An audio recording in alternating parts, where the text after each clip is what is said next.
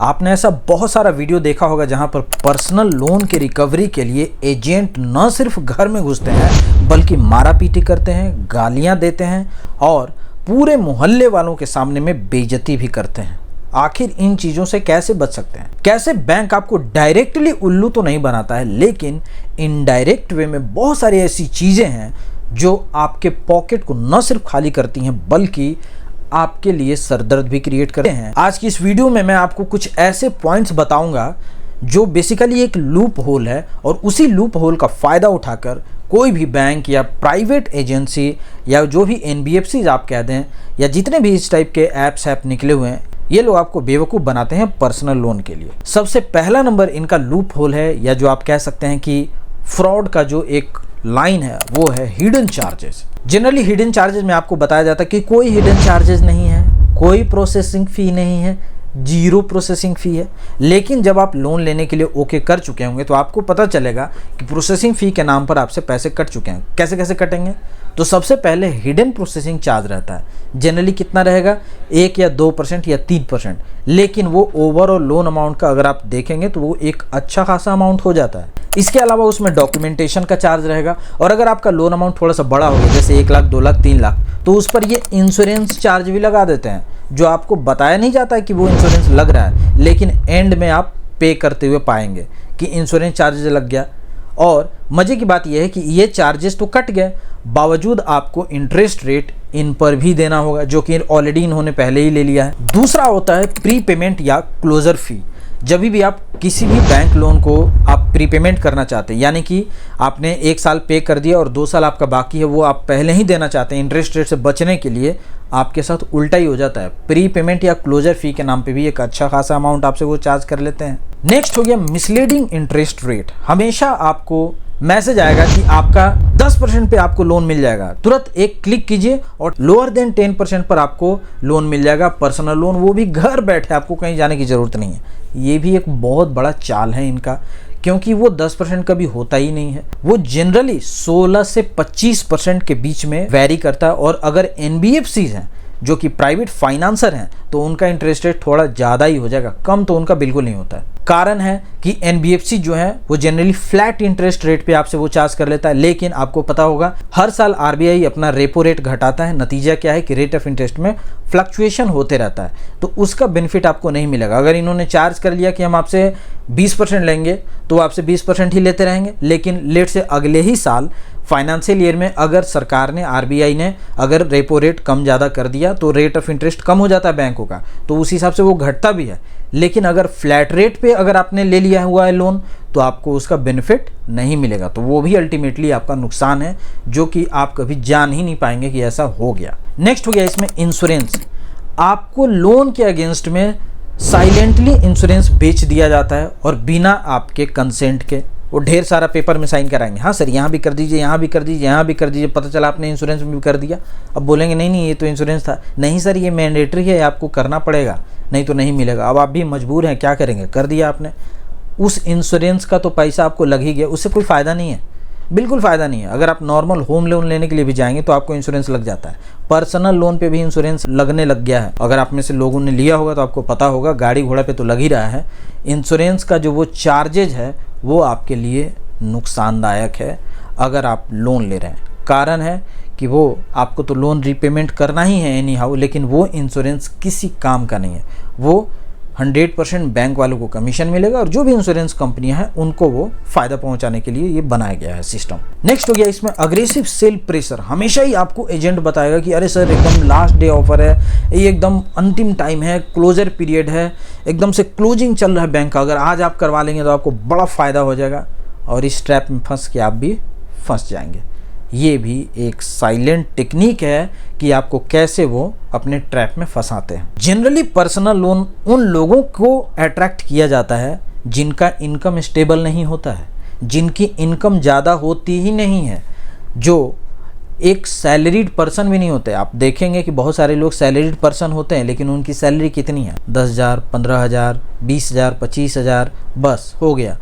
Personal loan लेने वालों में सबसे ज़्यादा लोग इसी कैटेगरी के आते हैं जिनकी सैलरी ही कम है। नतीजा क्या है कि आप 1 आध 2 EMI तो मिस करेंगे ही करेंगे, और उस ईएमआई को मिस करने के एवज में आपसे कम से कम 25 से 30% का अलग से पेनाल्टी लग जाता है। पेनाल्टी तो लगेगा ही लगेगा, इंटरेस्ट भी आपको लगता है उस पेनाल्टी के ऊपर में। इसके अलावा जो छोटे मोटे बिजनेसमैन हैं, जो ट्रेडर हैं, उनको भी पकड़ा जाता है, क्योंकि उनको 5 लाख 10 लाख का लोन पकड़ा दिया, अब पेमेंट तो हो नहीं रहा है। नतीजा क्या है? नतीजा कि आप फंसिए। एक आध दो ईएमआई भी अगर आपने मिस किया और आप गए, क्योंकि एक अच्छा खासा पेनाल्टी तो लगेगा ही लगेगा, आपको इंटरेस्ट भी हाई लग जाएगा।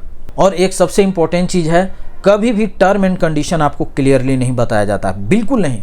कभी भी आप जान ही नहीं पाएंगे कि इनका ऐसा कुछ था भी प्रोविज़न। आपको बाद में पता चलेगा अरे ऐसा हो गया, आपने तो बताया नहीं था, कभी आपने तो बताया नहीं था कि ईएमआई बाउंस होगा तो ये लग जाएगा, प्रोसेसिंग फ़ी लग जाएगा, 3% से ज़्यादा लग जाएगा, आपने तो बताया ही नहीं था इंश्योरेंस के बारे में। तो ये जो सरप्राइजिंग एलिमेंट है ना, ये हमेशा ही रहेगा।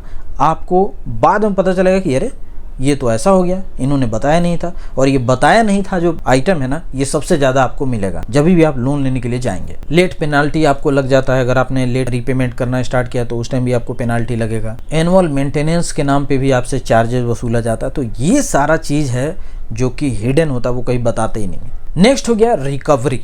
रिकवरी के टाइम में ही ये बदमाशियाँ शुरू हो जाती हैं। फिर वो आपसे सर बात करते करते गर्दन पकड़ लेगा, वो आपको गाली गलौज कर देगा। मैंने तो कितने सारे ऐसे वीडियोस देखे हैं कि वो घर में घुस के उसके बीवी बच्चों के सामने में ही उसको पीट दिया। अब आप बताओ कि वो आदमी कहाँ रहेगा। और इस बेइज्जती से वो पर्सन इतना ज़्यादा दुखी हुआ कि उसने अपने आप का जीवन लीला समाप्त कर लिया। तो ये एक बहुत बड़ा ट्रैप है जो कि मिडिल क्लास नहीं, लोअर मिडिल क्लास इसमें सबसे ज़्यादा फंसा हुआ है। इससे हम कैसे बचें, क्या क्या इसके टिप्स हैं, आइए अब समझते हैं। जब भी किसी भी बैंक से अगर आप लोन लेने के लिए जा रहे हैं, वो चाहे पर्सनल लोन हो, कार हो, बाइक हो, कुछ भी हो, तो आप हमेशा चेक कीजिए 2-3 बैंकों के ऑफर्स। एक ही बैंक के चक्कर में बिल्कुल नहीं पड़ना है। फलाना बोल दिया और आप लग गए। मैं किसी भी बैंक वाले का नाम नहीं ले रहा हूँ जानबूझ के। आपको ही पता है कि बहुत सारे प्राइवेट फाइनेंसर हैं और बहुत सारे बैंक्स भी हैं, प्राइवेट बैंक, जो कि लोन वाला ऑफर ज़्यादा करते हैं। वो लोग आपको रोज़ रोज़ मैसेज मेल आता होगा कि आपका क्रेडिट कार्ड स्कोर बहुत ही अच्छा है, हम आपको 5 लाख इंस्टेंट लोन देंगे, आप एक दबाइए आपको मिल जाएगा। एक दबाइए, उसके बाद वो आपका गर्दन दबा देंगे जी। नेक्स्ट हो गया, जब भी अगर आप लोन लेने के लिए जा रहे हैं तो जो चीज़ें मैंने बताई हैं उसके बारे में आप पूछिए। अग्रीमेंट तो होता है 15 पेज का, कौन पढ़ेगा इतना, कोई नहीं पढ़ पाता है ना। लेकिन आप हमारे जैसे लोगों के वीडियोस के माध्यम से, तो जो भी इस टाइप का इन्फॉर्मेटिव वीडियोस हैं, उन वीडियोस के माध्यम से आप जानकारी इकट्ठा कीजिए और वही क्वेश्चन आप जो भी एजेंट है लोन दिलवाने वाला या बैंक में जो भी कोई है, तो आप उनसे डायरेक्ट पूछ के समझिए। अपना जो भी डाउट है उसको क्लियर कर लेना चाहिए, ताकि बाद में कम से कम सरप्राइजिंग ना ले, बाद में ये ना लगे कि यार मेरे साथ छल हो गया, मेरे साथ धोखा हो गया। ये पहले बता देता तो कम से कम हम प्रिपेयर्ड होते। तो ये सारी चीज़ों के बारे में जब आपको पता रहेगा तब तो आप जाके पूछेंगे। और कभी भी अगर आप रेट ऑफ इंटरेस्ट की बात करें तो ये मत आप देख के खुश हो जाना कि अरे 10% ही मिल रहा है। जी नहीं, उनसे पहली बात ये पूछिए कि रेट ऑफ इंटरेस्ट एनुअली है कि मंथली है, क्योंकि generally monthly rate of interest बता के आपको उल्लू बनाया जाता है। जी, मंथली रेट ही वो जनरली आपको बताया जाएगा। एनुअल रेट के बारे में बात करो कभी भी, जैसे जो भी सरकारी बैंक के स्कीम का अगर आप लोन लेने के लिए जा रहे हैं, बिजनेस लोन खास करके जो हम अपने चैनल पे बताते हैं, जैसे मुद्रा हो गया, पीएमजीपी होगा, वहाँ पर 8% 11% का रेट ऑफ इंटरेस्ट है। तो वो मंथली नहीं है, वो एनुअली है और वो 100% वही है जो आपको इधर बताया जाता है। हाँ, पर्सन टू पर्सन थोड़ा बहुत 1-8% का डिफरेंस हो जाएगा, लेकिन ये नहीं कि हमने बोल दिया आपको 8-9% और बैंक वाला आपसे ले रहा है 25%, ये संभव ही नहीं है। बिजनेस लोन सरकारी स्कीम की मैं बात कर रहा हूँ, लेकिन अगर आप प्राइवेट लोन लेने के लिए जा रहे हैं तो वहाँ पर इस टाइप की चीज़ें हो सकती हैं। तो वहाँ पर आपको पहले ही क्लियर कर लेना है कि सर रेट ऑफ इंटरेस्ट जो आप बता रहे हैं ये मंथली है कि क्वार्टरली है कि एनुअली है कि क्या है। एनुअली आप बताइए कितना लगेगा, तो इससे आपको क्लियर हो जाए कि अगर 16% है, दोबारा से आप डिवाइड कर लोगे तो आपको समझ में आ जाएगा कि अगर 6 महीने के लिए ले रहे हैं तो कितना पड़ेगा। और वैसे प्राइवेट फाइनेंसर को आप अवॉइड कीजिए जिनके रेटिंग्स बहुत ही गंदे हैं। कोई भी ऐसा प्राइवेट फाइनेंस आपको जल्दी से लोन आपको दे देगा, कोई कागज़ नहीं, कोई डॉक्यूमेंट नहीं, लोन लेके जाइए, बाद में वो जितने चार्जेस मैंने बताए हैं ना, सबसे ज़्यादा एनबीएफसी ही इसमें आगे है, प्राइवेट फाइनेंसर ही इसमें आगे है। उल्टा सीधा चार्जेस लगा के आपका न सिर्फ हरासमेंट होगा, बल्कि लोन आपने 50,000 का लिया और जाके पता चल रहा है कि 20-30 हज़ार रुपये से तो ज़्यादा आप इंटरेस्ट भर के आ गए। तो ये तो कोई मतलब ही नहीं बना भाई, तो पूरा ही बर्बादी आप करके बैठ गए। और वो भी हिडन चार्जेस के तौर पे जब आपको देना पड़ा तो फिर मतलब ही क्या बनता है। इसीलिए किसी भी एनबीएफसी के थ्रू अगर आप ले रहे हैं, प्राइवेट फाइनेंसर का ले रहे हैं, तो उसका रिव्यूज़ आप देखिए। और ये तो मैं डैम श्योर हूँ कि जितना का भी आप रिव्यू लेंगे 90% का नेगेटिव ही मिलेगा, पॉजिटिव रिव्यू आपको कहीं मिलने वाला है नहीं।